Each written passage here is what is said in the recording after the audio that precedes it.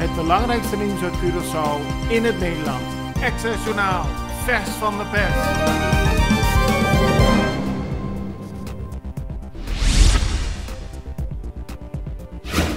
Een Curaçaose man die is besmet met het coronavirus is gistermiddag met een vliegtuig van TUI op Curaçao geland.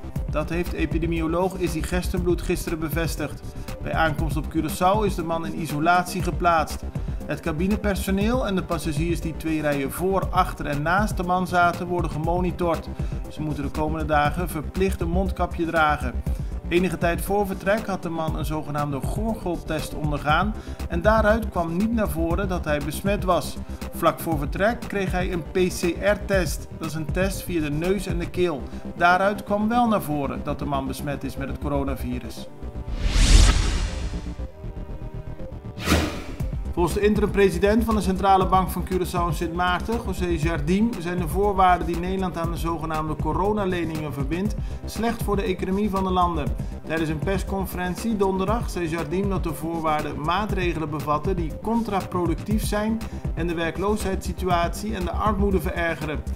Jardim pleit daarentegen voor een herstelplan voor de middellange termijn. Curaçao en Sint Maarten moeten volgens hem maatregelen treffen die het investeringsklimaat verbeteren, maar ook meer bezuinigen. Curaçao en Sint Maarten zullen in 2020 een economische krimp van meer dan 20% registreren. Dit zal leiden tot een stijging van de werkloosheid, meer armoede en een verslechtering van de openbare financiën. Dat zegt interim-president van de Centrale Bank van Curaçao en Sint Maarten, José Jardim. Volgens hem heeft de coronacrisis onze macro-economische zwakheden blootgelegd. Hij pleit voor een integrale aanpak om deze kwetsbaarheden aan te pakken.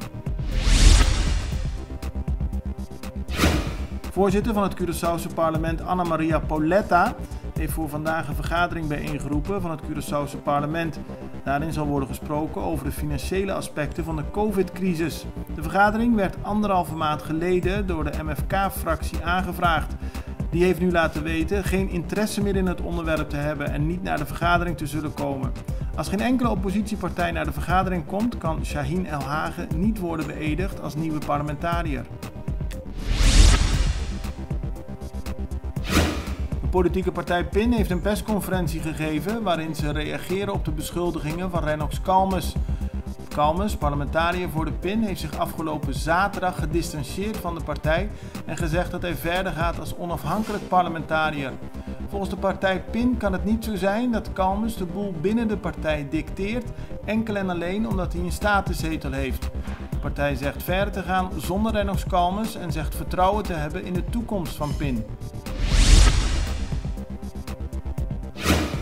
Op Sint Maarten zijn gisteren 10 nieuwe coronabesmettingen geregistreerd. Dat heeft minister van Volksgezondheid Richard Pannevlek gisteravond bekendgemaakt. Daarmee zijn er in 3 dagen tijd 15 nieuwe besmettingen geregistreerd. Het gaat volgens Pannevlek vooral om lokale besmettingen, maar in 3 gevallen gaat het om besmettingen die reisgerelateerd kunnen zijn. Op Sint Maarten is er onrust ontstaan door de snelle stijging van het aantal coronabesmettingen. Het land is van plan om op 1 augustus de grenzen voor Amerikaanse toeristen te openen, maar dat besluit wordt nu heroverwogen. Precies een maand na de onlusten van 24 juni heeft de Extra een documentaire uitgebracht over 24 juni 2020. In de documentaire wordt aandacht besteed aan de achterliggende oorzaken van die dag waarop opeens plunderingen, brandstichtingen en manifestaties de boventoon voerden. De Extra heeft de documentaire geplaatst op haar Facebookpagina en haar website. Het belangrijkste nieuws uit Curaçao in het Nederland. Access Journaal, vers van de pers.